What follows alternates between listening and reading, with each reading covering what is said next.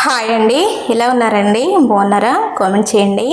మినప రొట్టె చేస్తున్నానండి. బ్రేక్ఫాస్ట్ వచ్చేసి కర్రీస్ అయితే లేదు, మంచి రొయ్యలు పచ్చడి అయితే చూపిస్తాను. మినప రొట్టెకి కావాల్సింది 2 కప్పులు మినపగుళ్ళు తీసుకుని ఒక 4 గంటలు నానబెట్టాలి. ఈ మినపగుళ్ళు ఎక్కువసేపు కడగండి.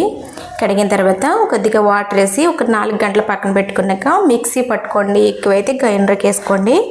ఈ మిక్సీ పట్టిన ఈ పిండిని ఒక బౌల్లోకి అయితే తీసుకోవాలి. రొయ్యలు పచ్చడి చేస్తానండి. 1 కేజీ రొయ్యలు తీసుకొని ఇందులో కొంచెం సాల్ట్ వేసుకుని మిక్సీ పట్టేసుకోవాలి. ఈ పిండిలోకి కొద్దిగా అండి, నేను చాలా తక్కువగా వేస్తాను ఇడ్లీ రవ్వ. మనకి ఇది 2 కప్పుల మినపగుళ్ళు తీసుకున్నాం కదా, ఒక 1/2 కప్పు తీసుకుని వాటర్లో నానబెట్టుకోవాలి 2 గంటలు. అలా నానటం వల్ల మినప రొట్టె చాలా బాగా వస్తుందండి. 1 కప్ అది తీసుకొని వాటర్ వేసి ఒక 2-3 సార్లు కడిగేసి ఆ వాటర్ అంతా పోయిన తర్వాత మళ్ళీ కొద్ది వాటర్ వేసుకుని ఒక 2 నిమిషాలు అలా పక్కన పెట్టుకోవాలి. చక్కగా నాని ఉబ్బు కింద వస్తుందండి పిండి. ఇలా నానటం వల్ల ఇడ్లీలు కూడా చాలా సాఫ్ట్గా వస్తాయండి. నానిన తర్వాత మనకి వాటర్ అంతా కూడా పిండేసి మినప్పిండిలోకి వేసుకోవాలి. మనం తీసుకునేది కొద్దిగానే, కానీ ఎక్కువగా ఏం చూసారా పిండి. ఇది రవ్వ, ఇడ్లీ రవ్వ. ఇప్పుడు ఈ పిండిలోకి మినప్పిండి వేసుకుని మనకు తగినంత ఈ రవ్వ కూడా వేసుకుని కలుపుకొని, మనకి ఇది పులుసు పెట్టక్కర్లేదండి, ఇడ్లీ పిండిలాగా వెంటనే వేసుకోవచ్చు, బాగుంటుంది. దీంట్లోకి నెయ్యి ముక్కల కింద కట్ చేసుకున్నాక నెయ్యి వేసుకుని తింటే ఇంకా బాగుంటుంది అంటండి. నేనైతే ఆవకాయ పచ్చడేసి ఇచ్చేస్తాను మా పిల్లలకి. కొద్దిగా నెయ్యి కానీ నూనె కానీ తీసుకుని వేసిన తర్వాత మనకి రొట్టె కింద మొత్తం ఈ కడ అంతా కూడా స్ప్రెడ్ చేసుకోవాలి. ఒక పక్క చక్కగా వేగిన తర్వాత, ఉడికిన తర్వాత రెండవ పక్క కూడా వేగించుకోవాలి.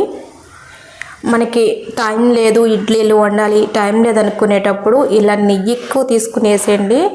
చిన్న చిన్న పీసుల కింద కట్ చేసి కొద్దిగా మన దగ్గర ఏది ఉంటే ఆ పచ్చడి వేసి పెట్టండి. పిల్లలు అయితే చాలా ఇష్టంగా తినేస్తారు. ఈ మినప రొట్టె అయితే రెడీ అయిపోయింది. ముక్కల కింద కోసి మా ఇంట్లో ఆవకాయ పచ్చడి ఉందండి, ఆవకాయ పచ్చడి పెట్టుకున్నాం. ఈ పచ్చడి వేసి ఒక్కొక్క పీస్ కాడికి మా పిల్లలకైతే ఇచ్చేస్తాను. ఈరోజు టిఫిన్ చేయలేదండి అసలు, ఇడ్లీలు కానీ దోశలు కానీ ఏం వేయలేకపోయాను. అందుకే పిండి తీసుకుని కొద్దిగా మా పిల్లలకైతే ఇలా వేసి ఆవకాయ పచ్చడి ఇచ్చేస్తే వాళ్ళే తినేస్తారు ఫుల్గా. మినప్పప్పు ఎక్కువ ఉండటం వల్ల పిల్లలకు కూడా మంచిది కదండి. చాలా బాగా ఉడికింది 2 పక్కలు కూడా. మీరు కూడా ట్రై చేస్తారు కదా. రొయ్యలండి, 1 కేజీ రొయ్యలు తీసుకుని చక్కగా క్లీన్ చేసుకుని అల్లం పేస్టు, పసుపు, కొద్దిగా సాల్ట్ వేసి అయితే నేను బాయిల్ చేసుకున్నాను. ఈ బాయిల్ చేసుకునేది వాటర్ అంటూ లేకుండా చక్కగా ఉంచుకోవాలి.